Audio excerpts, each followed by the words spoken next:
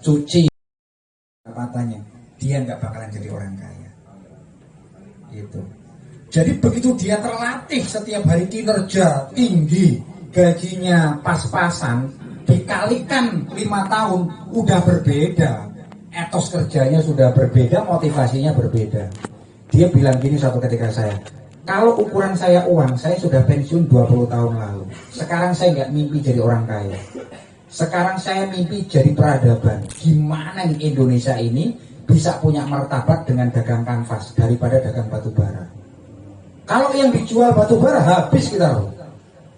Tapi kalau yang dijual itu produk karya, entah itu tepung olahan, ini manufaktur dan industri, kita bisa jalan, menyerap tenaga kerja lebih banyak, skillnya juga meningkat, diversifikasi kerja juga terjadi, dan seterusnya dan seterusnya.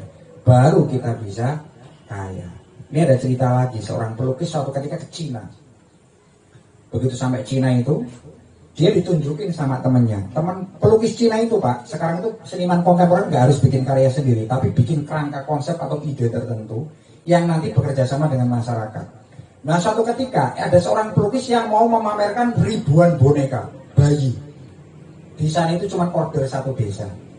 Dibikinkan saya 1000 boneka misalnya. Satu desa itu langsung bikin dalam waktu minggu udah jadi dengan hasil yang lebih bagus daripada sekolah isi Jogja ini Pak.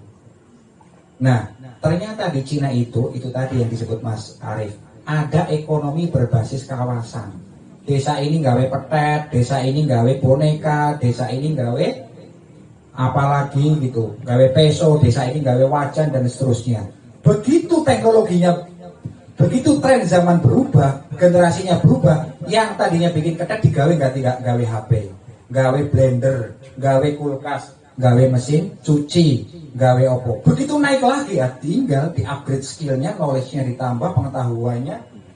Itu Cina itu bisa maju seperti itu pertama karena itu tadi revolusi industri ternyata nggak di Inggris tapi di Asia Pak, di Cina.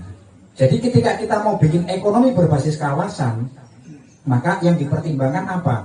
Satu, negara tadi sudah terlibat baik. Yang kedua, kita ngerti tuh kondisi masyarakatnya. Yang ketiga, itu kita sudah tahu tuh gimana sih ngomongin upgrading skill, ngomongin teknologi segala macam sudah jalan. Yang belum ini kita melibatkan ahli di sini, Pak. Kita belum melibatkan ahli, misalnya itu tadi tepung apa? Tepung mokaf. Tepung mokaf itu ada misalnya teman saya itu, saudara malah bau-bau saudara nih. Itu bisa ahli ngolah makanan macam-macam. Tepung pisang lah, coklat digimanain. Ini kalau ini diekspor ke Swiss kayak gini produknya. Ini kalau coklat jenis ini bisa dijual ke perusahaan di dalam negeri. Itu ada. Nah orang-orang seperti ini nanti bisa dilibatkan dalam model penataan mikroekonomi berskala besar. Ini kan tetap mikroekonomi, tapi skalanya besar sehingga menjadi industri besar. Itu. Tapi itu tadi harus melibatkan satu ahli pada bidang inti yang menjadi pokoknya, misalnya olahan makanan tepung, itu ada ahlinya di situ. Yang kedua, itu ada ahlinya yang ngomongin aspek bagaimana nata industri itu, teknokrasinya itu mesti gimana, itu harus ada. Nggak mungkin kalau kayak kita ini mampu, atau mungkin bisa saja mampu. Orang hebat itu kan bukan orang yang benar-benar ahli, tapi orang yang bisa memanfaatkan orang yang benar-benar ahli. Coba dari bapak-bapak dan ibu-ibu di sini, anaknya pada sekolah di mana? Bidangnya apa? Mungkin dia suka keluyuran, kita sepelein itu setiap hari, padahal sebetulnya dia mumpuni pada bidangnya. Coba sekali-kali kita petani itu. Orang-orang di sekitar kita udah sekolah tinggi-tinggi, mungkin punya pengalaman, itu bisa dilibatkan dalam pengembangan ekonomi mikro dari orang tuanya. Di satu sisi itu bisa membuat desain industri kita itu lebih matang. Yang kedua, itu juga ada proses regenerasi lebih mulus nantinya. Ketika tua-tuanya ini beranjak sepuh dan nanti kira-kira menjadi komisaris gitu. Nah, saya kira ini satu pertemuan yang sangat baik. Saya hanya bisa ngasih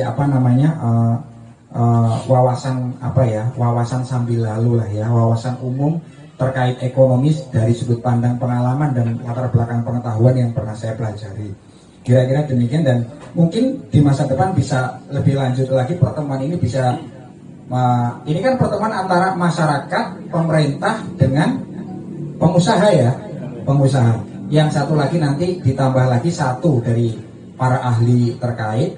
Yang kedua mungkin dari perbankan yang bisa ngasih kucuran modal itu.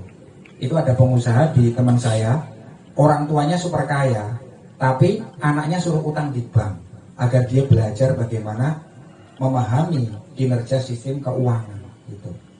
Jadi ternyata ya itu bukan hanya jadi caleg ya untuk jadi latihan super keras, tapi pengusaha juga luar biasa mengatasi hambatan stres yang berlapis-lapis tuh, baik pola hidup, pengetahuan dan segala macamnya. Demikian yang bisa saya sampaikan, nggih. Nuwun sewu niki kula nguyai segoro wong kula niki tajrid jenengan sedaya asbab nggih. Kula niki serabutan panjenengan pekerjaannya tetap. Nyuwun pangapunten lek nguyai segoro. Makatan atur kula nyuwun sewu lepatipun wabillahi taufiq wal hidayah. Wassalamualaikum warahmatullahi wabarakatuh.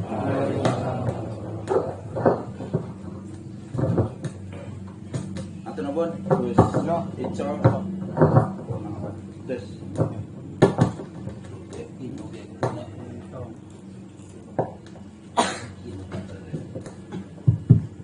Matur nuwun Gus Icol.